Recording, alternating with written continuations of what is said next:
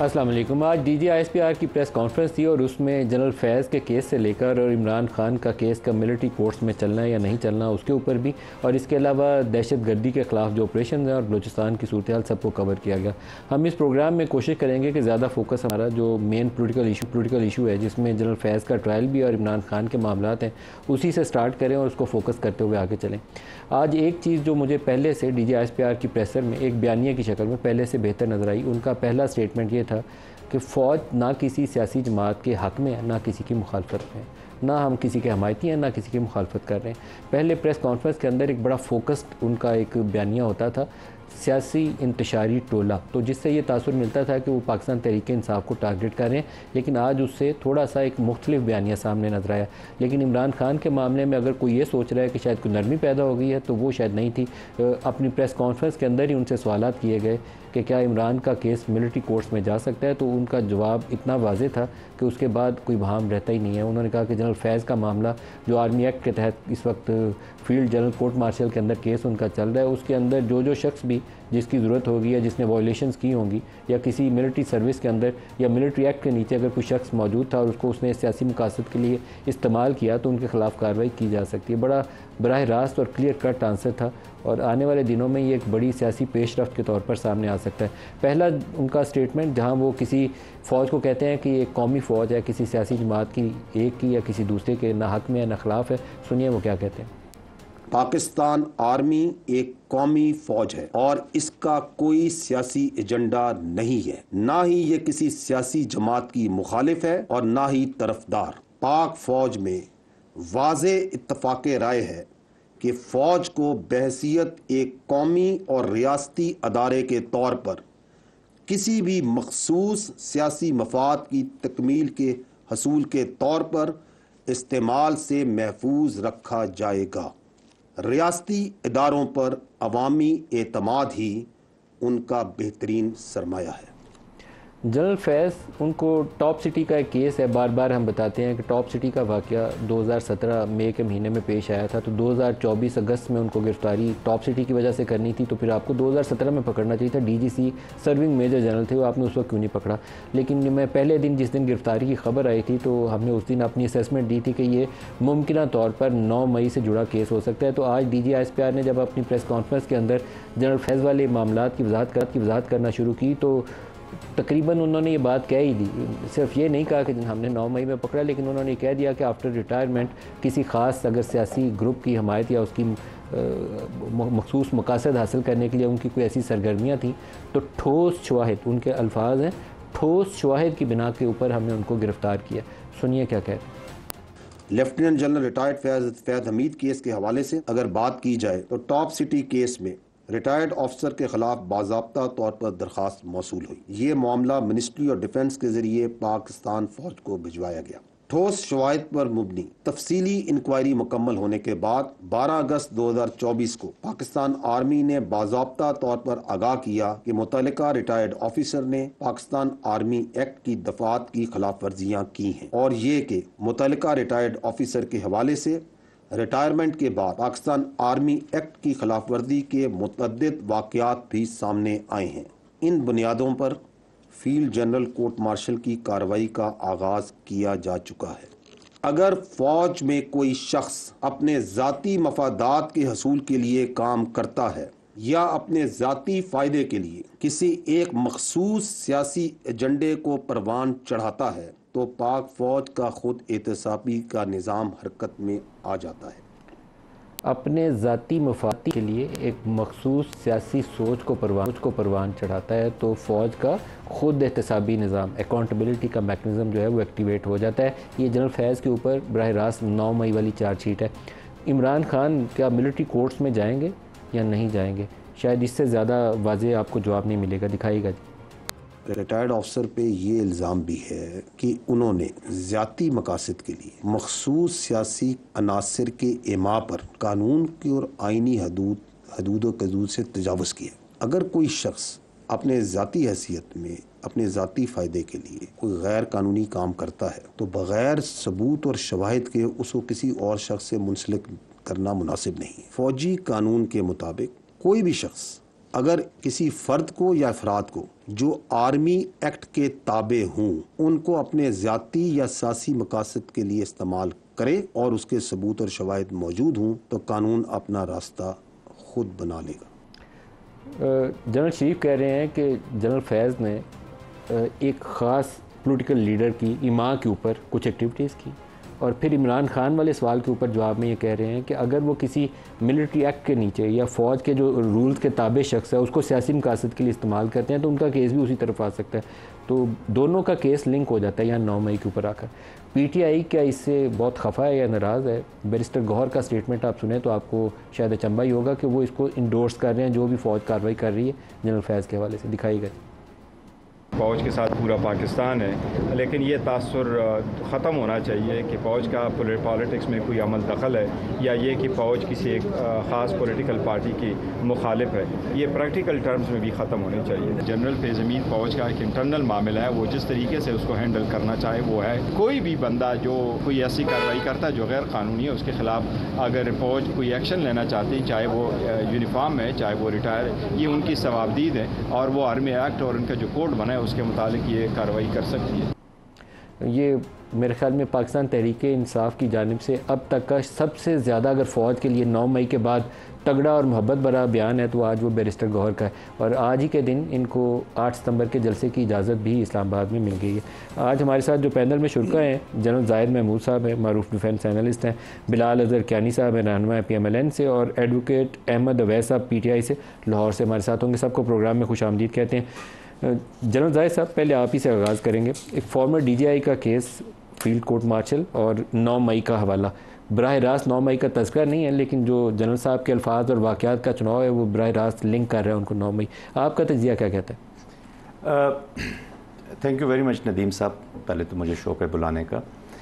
मेरी नज़र में पाकिस्तान फ़ौज ने ये जो इदारे ने फ़ैसला किया है जनरल फैज़ साहब के बारे में, ये सही है या गलत है ये तो वक्त बताएगा, लेकिन ख़ुद एहतसाबी का जो सिलसिला है या फ़ौज के अंदर जो एक सिस्टम है उसके जो पाकिस्तान के आइन में और कानून में एक ऑफिसर के लिए जो हदूद और कयूद रखी गई हैं उससे कोई भी बाहर जाएगा तो उसके ख़िलाफ़ फ़ौज एक्शन लेगी।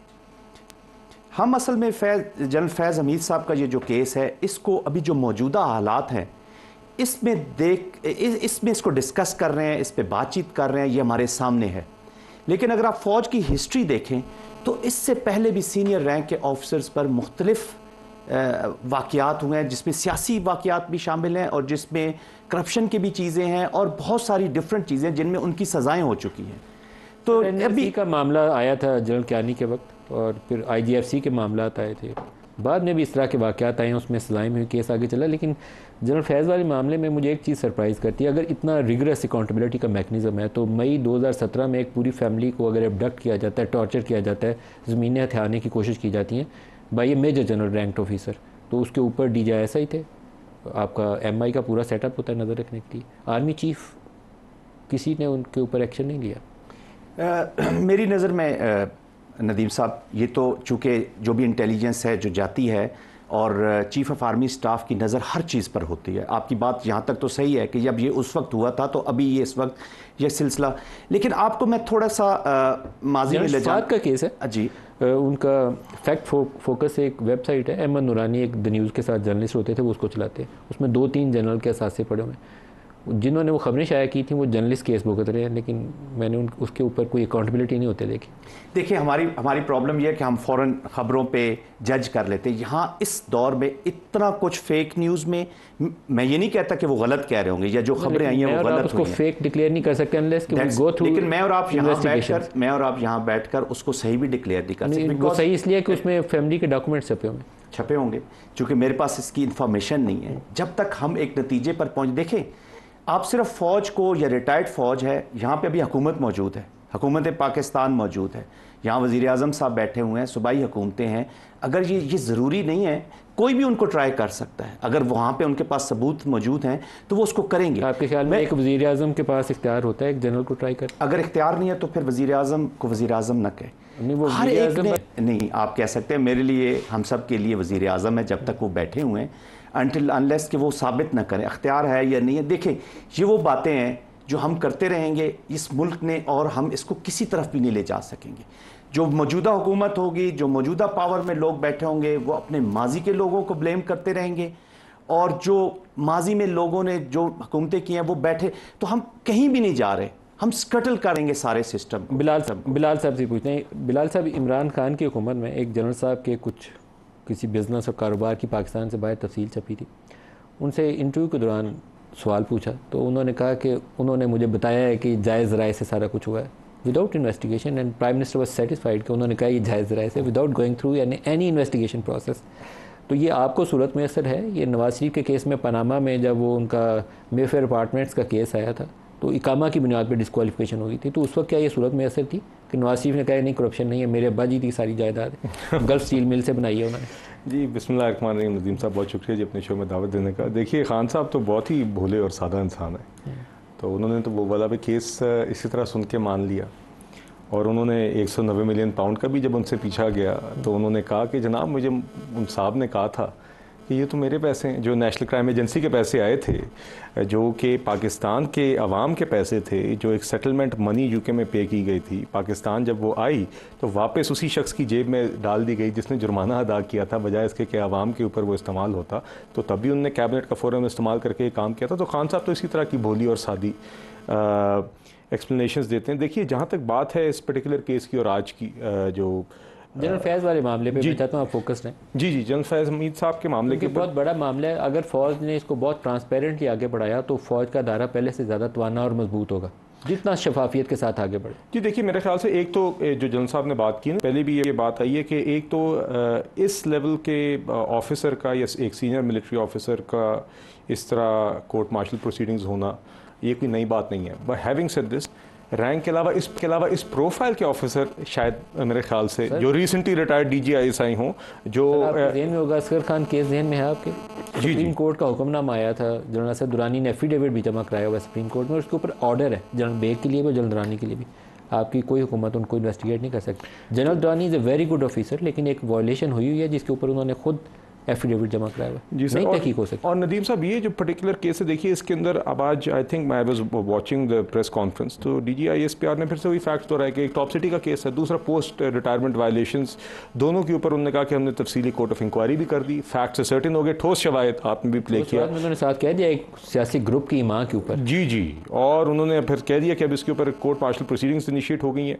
तो देखिए, ये तो आई थिंक खुशाइन बात है, क्योंकि काफ़ी लोगों का ख्याल था शायद इस तरह का स्टेप शायद नहीं लिया जाएगा, और ये मेरे ख्याल से it is a positive development, and I hope कि मंतकी अंजाम तक ये जाएगी, और लग भी ये रहा है। तो बाकी हमारे पास अभी इतने ही फैक्ट्स हैं, इसके ऊपर तो क्या सराई करना आई थिंक अच्छा शायद नहीं होगा, मगर based on these facts it seems like this process is moving forward.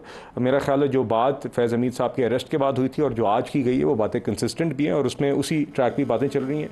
जो आपका ख्याल है कि 9 मई में दोनों का रोल है? जी देखिए, 9 मई के हवाले से मैं मोहतात होना चाहता हूँ। खान साहब का तो बिल्कुल रोल है, ये हमारा दावा नहीं है, ये तो कैमरों पे वीडियोस में DGISPR के अल्फाज का जी तो देखिए, मैं सियासी ग्रुप की माँ जी बिल्कुल, और ये हो भी एक ही सकता है। तो देखिए, मैं अगर आपकी माँ पर किया था तो आप बता दें।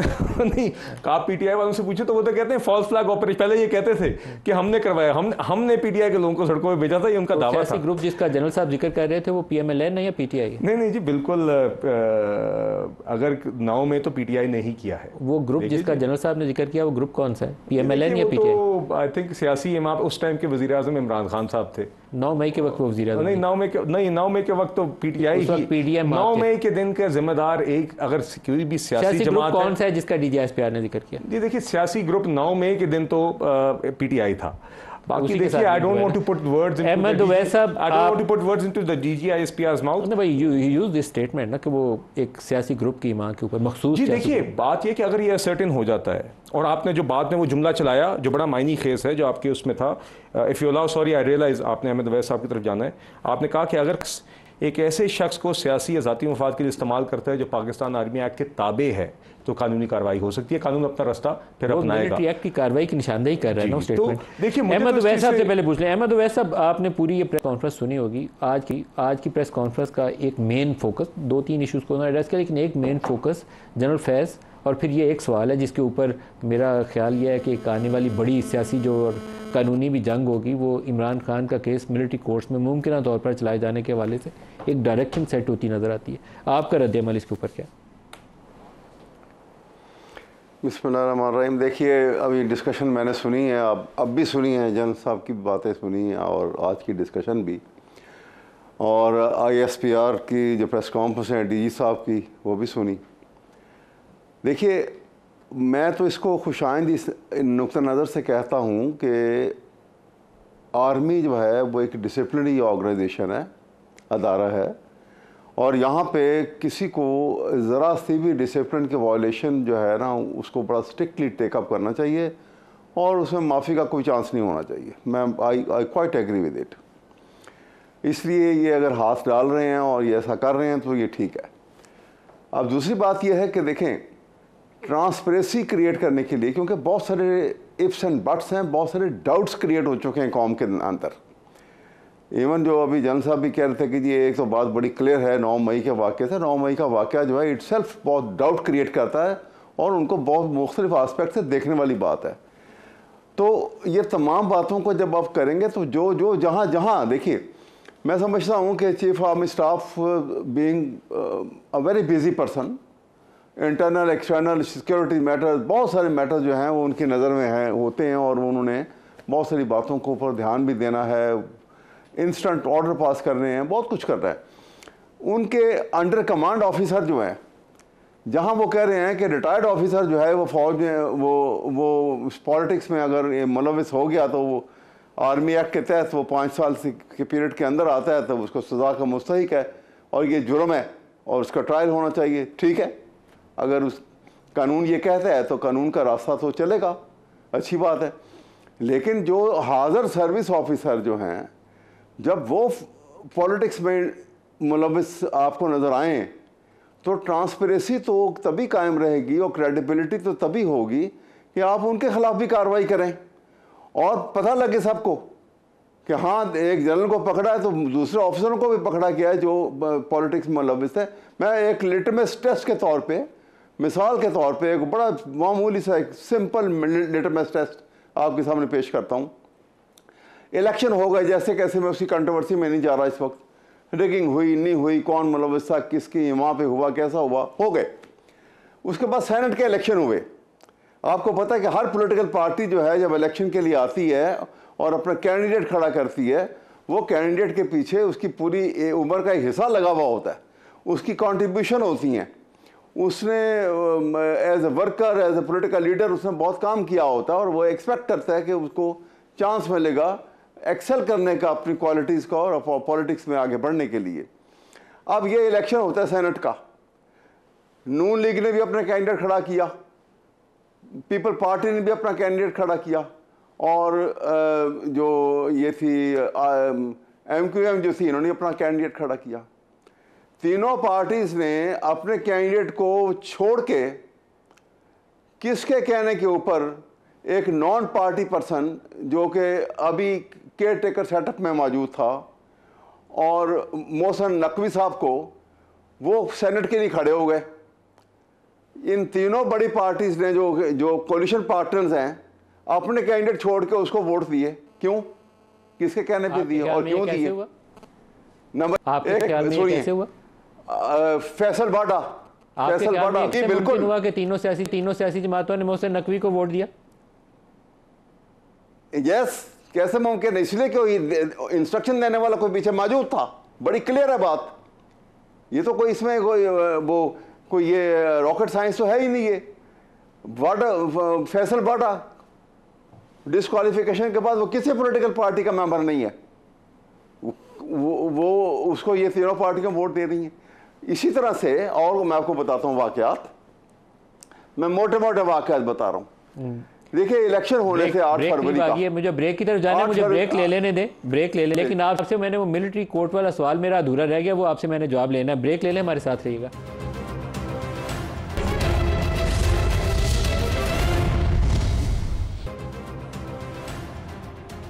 Welcome back. अगर सियासी मामलात या 9 मई के मामलात के अंदर जनरल फैज़ और इमरान दोनों का आपस में ताल्लुक़ हो तो क्या मिलिट्री ट्रायल एक सिविलियन का जायज़ होगा? ये बहुत बड़ा सवाल है, हमें इसको सॉर्ट आउट करना पड़ेगा, किसी स्टेज पे डिबेट करना पड़ेगा हमारी पॉलिटिकल लीडरशिप को। लेकिन DGISPR का एक दफ़ा आज का स्टेटमेंट वो दोबारा सुन लें, फिर इसके ऊपर सवाल करते हैं। रिटायर्ड अफसर पे ये इल्ज़ाम भी है कि उन्होंने ज़्याती मकासद के लिए मखसूस सियासी अनासर के इमा पर कानून की और आइनी हदूद से तजावुज़ किया। अगर कोई शख्स अपने ज़ाती हैसियत में अपने ज़ाती फ़ायदे के लिए कोई गैर कानूनी काम करता है तो बग़ैर सबूत और शवाहिद के उसको किसी और शख्स से मुंसलिक करना मुनासिब नहीं है। फ़ौजी कानून के मुताबिक कोई भी शख्स अगर किसी फ़र्द को या अफराद को जो आर्मी एक्ट के ताबे हों उनको अपने ज़ाती या सियासी मकासद के लिए इस्तेमाल करे और उसके सबूत और शवाहिद मौजूद हों तो कानून अपना रास्ता खुद बना लेगा। जनरल ज़ाहिर साहब, पहले आपसे सवाल है, Imran Khan former prime minister, एक बड़े मकबूल लीडर हैं, उनका क्या मिलिट्री एक्ट के नीचे ट्रायल होना चाहिए?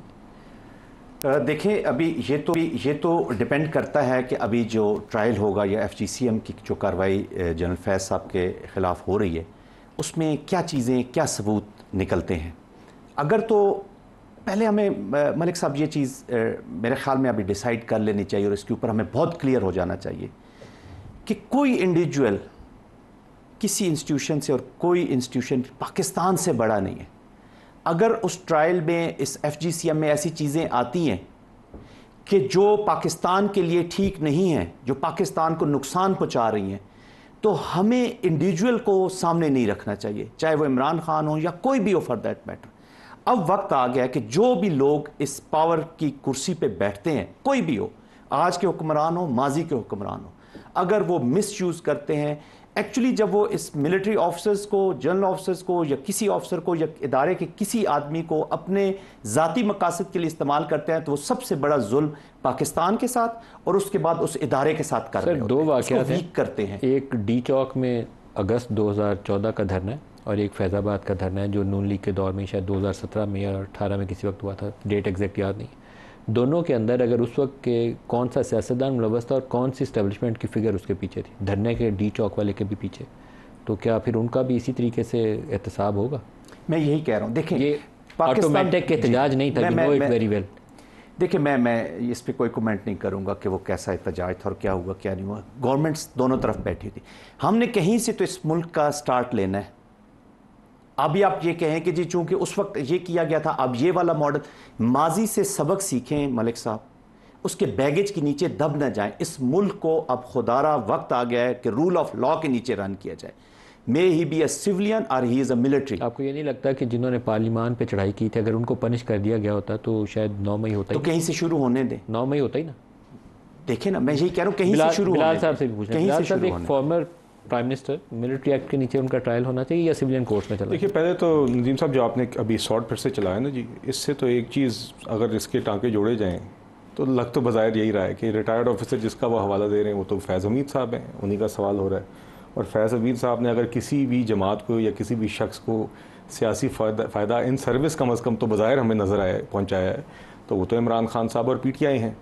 और उसके बाद भी बज़ाहिर यही लगता है जिस तरफ वो इशारा करें वो इमरान खान और PTI ही हैं। और इस बात को अगर इससे जोड़ा जाए कि उन्होंने ठोस शवाहिद की बात की तो ठोस शवाहिद भी शायद इसी से ही रिलेटेड होंगे। और दूसरी बात उन्होंने ज़रूर ये कही कि इमरान खान साहब में अगेन जो उनका आखिरी जुमला जो आपने चलाया कि जहाँ पे उन्होंने कहा है कि जी कोई भी शख्स अगर किसी शख्स को जो आर्मी एक्ट के ताबे हो उसके लिए सियासी ज़ाती मफाद के लिए इस्तेमाल करे तो कानून अपना रास्ता इख्तियार करेगा। तो यकीनन अगर इस तरह का कनेक्शन है जिसका मुझे बज़ाहिर लग रहा है और इस तरह के शवाहिद हैं तो यकीनन इमरान खान साहब और फैज़ हमीद साहब दोनों के खिलाफ प्रोसीडिंग्स होनी चाहिए ना होनी। अब देखिए, मिलिट्री ये तो जी आई थिंक एक लीगल क्वेश्चन है और ये देखना होगा। मेरे तो ये नज़दीक दोनों चीज़ें मुझे इस चीज़ से गर्ज है कि 9 मई के जो जराइम है जो अब साल से ज़्यादा इल्तवा का शिकार हैं इसकी सजाएं होनी चाहिए। मिलिट्री आपको कोई फ़र्क नहीं पड़ता इससे? नहीं, देखिए, मैं अब ये देखना होगा कि पाकिस्तान आर्मी एक्ट के तहत क्या एप्लीकेबल है क्या नहीं है। अब मैं तो आइडियली चाहूँगा कि खान साहब कोई भी कोर्ट हो उसके अंदर बिल्कुल लोगों के सामने उनको ये सज़ा होनी चाहिए उन जराइम की जो उनको दी गई है। मैं तो वैसा आप फरमाइएगा, ये काफ़ी थॉर्नी इशू है। आपकी जमात भी इस माजी में उस वक्त ढोल पीटा करती थी कि नहीं मिलिट्री कोर्ट में 18-19 लोगों का ट्रायल भी हो गया था। तो क्या इसमें तखसीस नहीं करनी चाहिए एक सिविलियन लीडर की और एक मिलिट्री पर्सनल की तखसीस होनी चाहिए या नहीं होनी चाहिए? बिल्कुल, मैं लेकिन मेरी बात पहले भी अधूरी रह गई, ज़रा पूरी होने दीजिएगा थोड़ा सा। मैं हालांकि बड़ी उसको प्रिसाइजली बात करता हूँ। मैं आपके सामने ये कहूँगा कि देखिए यहाँ पर आप ज़रा इस बात को देखिए, ऑफेंस है कि अगर कोई रिटायर्ड फौजी ऑफिसर जो है वो सियासत में मुलव्वस होता है और मुलव्वस होता है with in that 6-5 year period, जो कि अभी उसको जब तक के सियासत उसके लिए शजर ममनुआ है, तो उसके खिलाफ कार्रवाई जो है डिसिप्लिनरी एक्ट के आर्मी एक्ट के तहत जो है डिसिप्लिनरी कार्रवाई जो है हो सकती है। अब देखिए इमरान खान एक he is not a military officer, he is not a military personnel, वो एक सियासतदान है, एक पाकिस्तान का प्राइम मिनिस्टर रह चुका है और अब वो एक्स प्राइम मिनिस्टर है, head of A political party.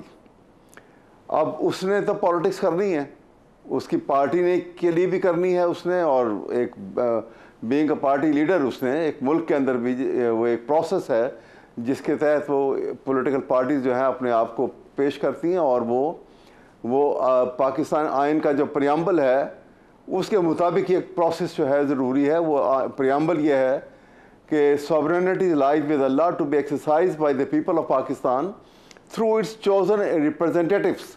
वो चोजन रिप्रेजेंटेटिव्स के लिए पॉलिटिकल हेड जो है अपनी पार्टी का, उसको पूरी स्ट्रेटजी बनानी होती है।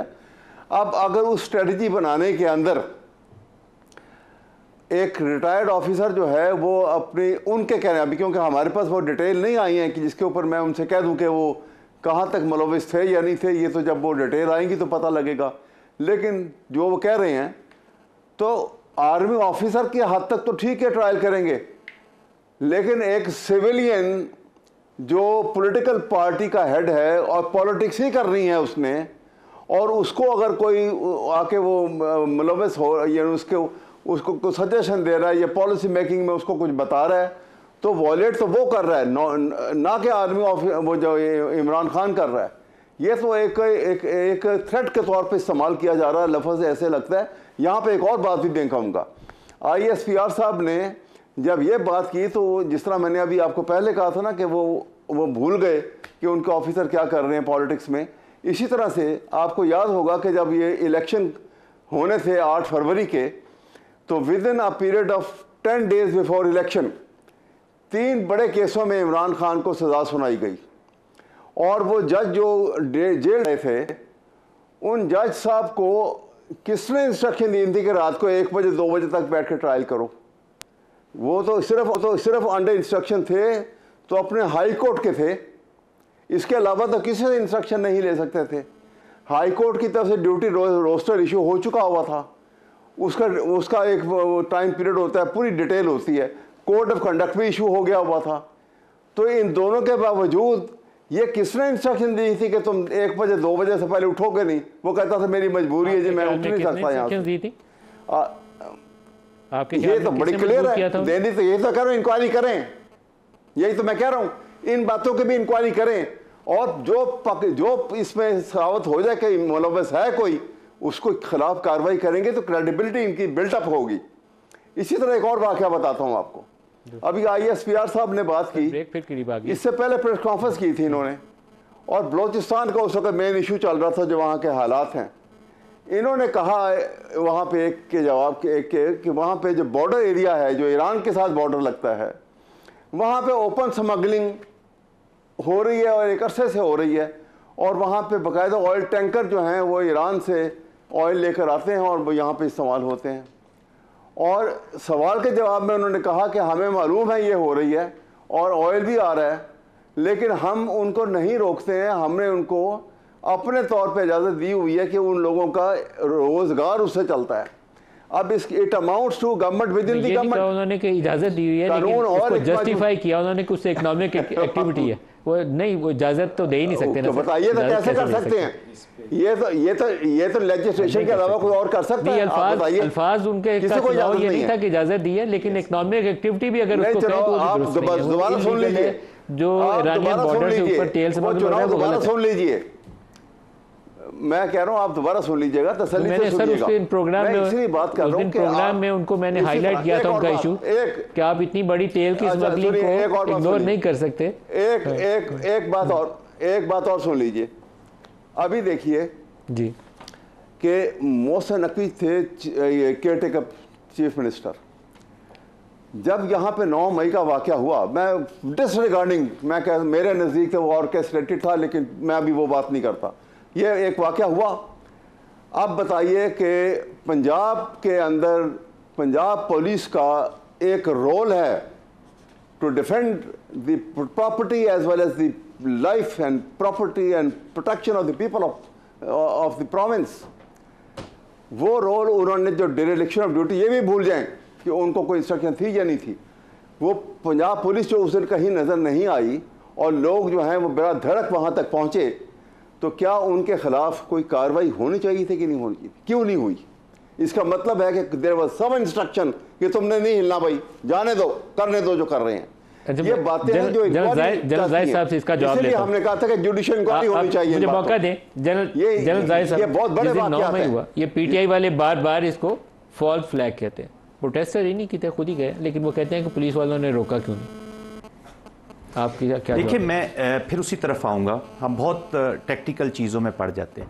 पुलिस वालों ने रोका क्यों नहीं, उससे पहले ये पूछिए कि ये कदम उस तरफ उठे क्यों हैं। पुलिस ने तो बाद में रोकना था। कदम छोड़िए, आप कदम बहुत सारे से उठते हैं, ये क्या बात कर रहे हैं? अपनी ड्यूटी के बात कर रहे हैं ना, उनकी ड्यूटी क्यों थी? उनकी ड्यूटी क्या थी? उनके खिलाफ कार्रवाई क्यों नहीं हुई? देखिए, वो तो अलग बात है, वो तो आपने पकड़ लिए जी। 1.25 साल से वो बंदे जेल में, अब देखिए उनका ट्रायल भी नहीं हुआ।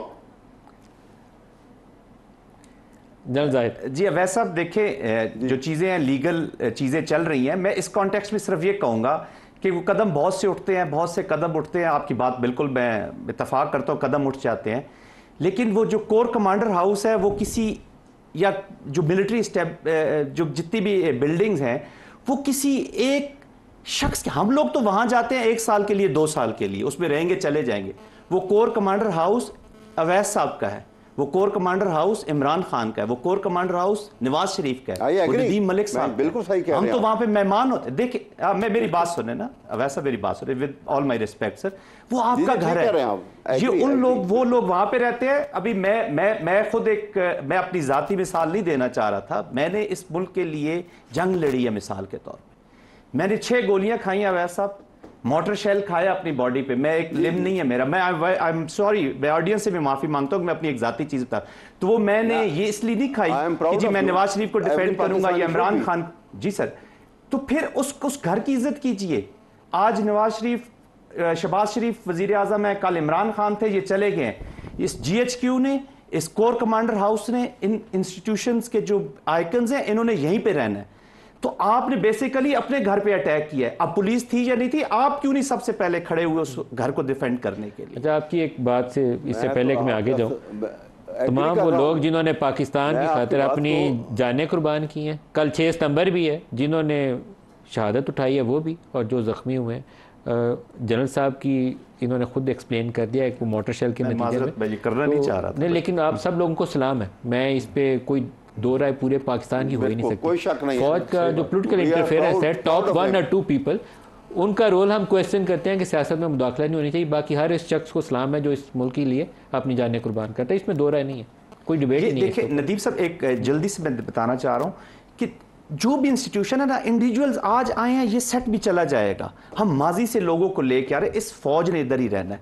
ये आपकी फौज है, आपका इंस्टीट्यूशन है, इसको हिफाजत कीजिए, इसमें जान डालिए, इसकी प्रोटेक्शन कीजिए। क्लोजिंग रिमार्क्स आप भी दीजिए जी।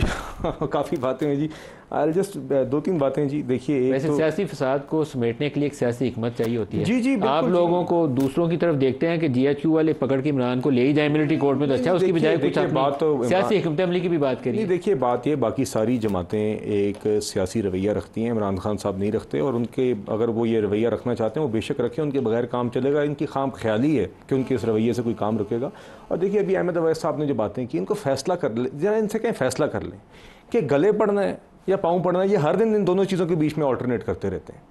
और देखिए दूसरी जो बात है ना, जो बात अभी जनरल साहब ने अपना एक वाक़या भी सुनाया जी, और आपने जिस तरह कहा नदीम साहब, चाहे जनरल साहब की ये कुर्बानी हो, चाहे वो शोहदा जिनकी जान के नजराने पेश करते हैं, और ना सिर्फ फौज के नहीं और लॉ इन्फोर्समेंट एजेंसीज के, पुलिस के शोहदा हैं, पीपल हु ले डाउन, जिसने पाकिस्तान के लिए और हम सब शहरियों की जख्म भी जिस्म पे उठाए, सबको सलाम, उनको जितना हम कहें। मगर देखिए जब 9 मई जैसे वाक़यात होते हैं तो इसका एक इम्पैक्ट होता है मोराल पे।